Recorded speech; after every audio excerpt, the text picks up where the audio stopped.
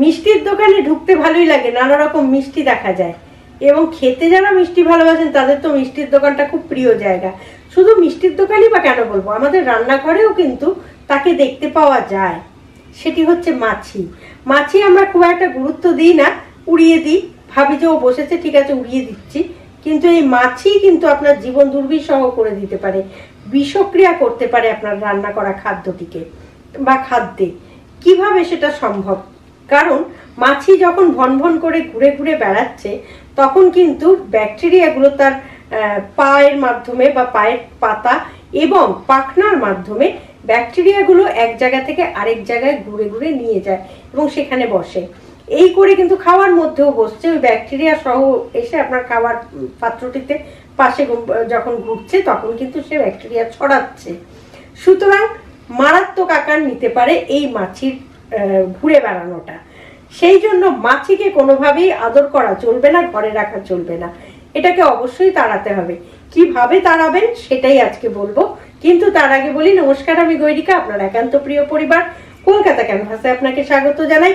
আপনি যদি এই পরিবারের একজন এখনো না হয়ে থাকেন তাহলে প্লিজ সাবস্ক্রাইব করুন কলকাতা ক্যানভাস, পাশেই বেল আইকন রয়েছে, প্রেস করে অন করে নিন, তাহলে নতুন ভিডিও আপলোড হওয়ার সঙ্গে সঙ্গে নোটিফিকেশন পৌঁছে যাবে আপনার কাছে। এবার বলি মাছি আমরা কিভাবে সহজেই তাড়াতে পারি।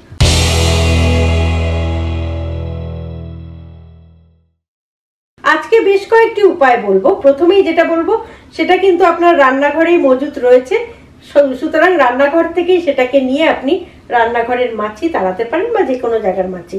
সেটা হচ্ছে ভিনেগার। ভিনেগার আপনি যদি রান্নাঘরের কোনায় কোনায় দিয়ে রাখেন তাহলে কিন্তু মাছি অবশ্যই পালাবে, কারণ ভিনেগার হচ্ছে মাছির জম। এছাড়া আপনি আরেকটি করতে পারেন, সেটা হচ্ছে ল্যাভেন্ডার বা লেবুর গন্ধযুক্ত কোনো এসেনশিয়াল অয়েল স্প্রে করবেন, সপ্তাহে একদিন স্প্রে করবেন ভালো করে, তাহলেও আপনি এই সমস্যাটা থেকে অনায়াসেই মুক্তি পাবেন। থার্ড যেটা বলবো সেটা হচ্ছে পুদিনা পাতা। আমরা খেতে ভীষণ ভালোবাসি, পুদিনা পাতার গন্ধ বেশ ভালো লাগে, যে কোনো রকম রান্নায় পুদিনা পাতা ছড়িয়ে দিলে সত্যি খুব গন্ধ হয়। সেই পুদিনা পাতার গাছ যদি আপনি রান্নাঘরে রাখতে পারেন তাহলেও কিন্তু মাছি আসবে না। সন্ধ্যাবেলা আমরা প্রত্যেকেই ধুনো দিই, ধুনোর মধ্যে একটু কর্পূর ফেলে দিলে আরো ভালো হয়। যদি সন্ধ্যাবেলা করে প্রত্যেকদিন একটু রান্না করেও ধুনো দেখান তাহলেও কিন্তু মাছি দূর হয়ে যাবে। এছাড়া আপনি দুটো রান্নাঘরের জানলায় দুটো দারচিনি রেখে দিতে পারেন, কিংবা লবঙ্গ ছড়িয়ে দিতে পারেন, একটু রান্নাঘরে লবঙ্গ গুঁড়ো ছড়িয়ে দিতে পারেন, তাহলেও ভীষণ ভালো ফল পাবেন। আর সেই সঙ্গে যেটা মনে রাখতে হবে, কোনোভাবেই খাবারের ঢাকনা খুলে রাখা চলবে না, সবসময় ঢাকা দিয়ে রাখতে হবে যাতে মাছি কোনোদিনই আপনার খাবারে বসতে না পারে। এইভাবে যদি করেন তাহলে কিন্তু মাছির সমস্যা থেকে আপনি অনায়াসে মুক্তি পেতে পারেন।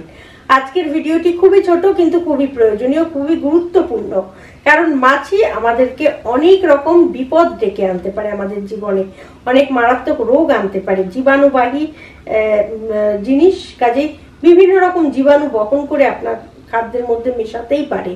সেই জন্য মাছি হইতে সাবধান। আমরা বলি না কুকুর হইতে সাবধান, কুকুর হইতে সাবধান হওয়ার কোনো কারণ নেই, কুকুর ভয়াবহ নয়, মাছি হইতে সাবধান।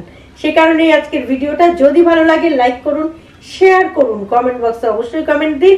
আর আপনি যদি এই পরিবারের একজন এখনো না হয়ে থাকেন তাহলে এই ধরনের নানা রকম ছোট বড় সব রকম সমস্যার সহজ সমাধান পেতে প্লিজ সাবস্ক্রাইব করুন কলকাতা ক্যানভাস, পাশেই বেল আইকন রয়েছে, প্রেস করে অন করে নিন, তাহলে নতুন ভিডিও আপলোড হওয়ার সঙ্গে সঙ্গে নোটিফিকেশন পৌঁছে যাবে আপনার কাছে। ভালো থাকুন, সুস্থ থাকুন এবং সুস্থ থাকার জন্য মাছিকে দূরে রাখুন আর সঙ্গে রাখুন, দেখতে থাকুন আপনার একান্ত নিজস্ব পরিবার কলকাতা ক্যানভাস। নমস্কার।